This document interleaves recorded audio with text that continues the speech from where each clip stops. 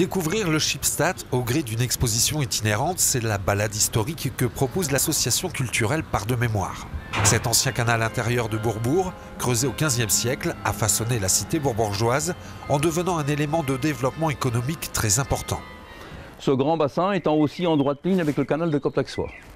Donc cela permettait une entrée directe en ville pour faciliter les manœuvres et pouvoir donc faire venir, dans un deuxième temps, au départ c'était les petits bateaux, commerce et autres, en deuxième ligne pouvoir y faire venir des bateaux de ce qu'ils appelaient la navigation, c'est-à-dire des coches qui promenaient des voyageurs et qui les amenaient de Dunkerque pour aller rejoindre Saint-Omer.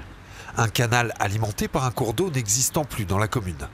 Un bras d'eau venant, s'appelant l'ENA, L'2NA, pénétré à Bourbourg par ce que nous appelons nous l'ancienne gendarmerie et pénétré à Bourbourg par la porte d'eau que nous verrons tout à l'heure, qui est à l'opposé du pont des Soupirs où nous nous trouvons, c'est-à-dire à l'opposé du parcours pédestre.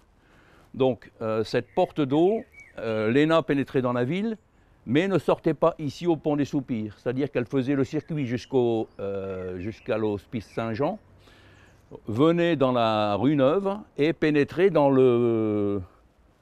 les habitations donc, qui se trouvent actuellement où nous avons le château, l'ancienne grande maison Billet. Le Schipstadt a été recouvert à la fin du 19e et début du 20e siècle. Un auteur de la région aurait même comparé Bourbourg à une ville belge en appelant le village flamand la Petite Bruges. Donc ici on est les pieds dans l'eau a priori, si on se réfère au Schipstadt.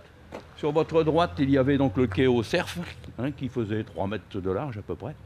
Donc quand vous regardez par rapport au mur que nous verrons de l'ancienne maison qui se trouve sur le coin, le Schipstadt devait faire 6 mètres de large à peu près, pour un quai de 3 mètres.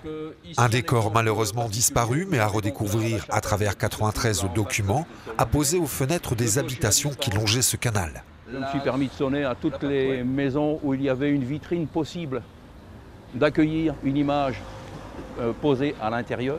Une chance énorme, je n'ai quasiment pas eu de refus, donc c'était déjà une très belle chose. Il y a 56 personnes qui ont accepté de mettre personnes, habitants, commerçants ou autres, banques, etc., qui ont accepté donc de s'engager avec nous pour faire que ce projet vive. Une balade dans le passé gratuite et à réaliser jusqu'au 30 septembre prochain.